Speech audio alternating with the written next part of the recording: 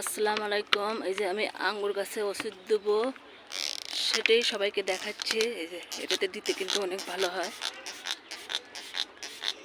সুন্দরভাবে। এই যে দিতে কষ্ট হয়, কিন্তু যেহেতু আমার গাছে পোকা ধরছে, সুন্দরভাবে আমাকে দিতে হবে। এই যে পোকা ধরছে কিন্তু আমার গাছে, অনেক পাতা ছিঁড়ে ছিঁড়ে ফেলে দিতে হয়, আবার এভাবে সুন্দর করে দেওয়া লাগে। বর্ষার কারণে দেওয়া যাচ্ছে না, পোকা ধরে যাচ্ছে। আবার দেওয়ার পর দেখা যাচ্ছে যে বৃষ্টি হচ্ছে।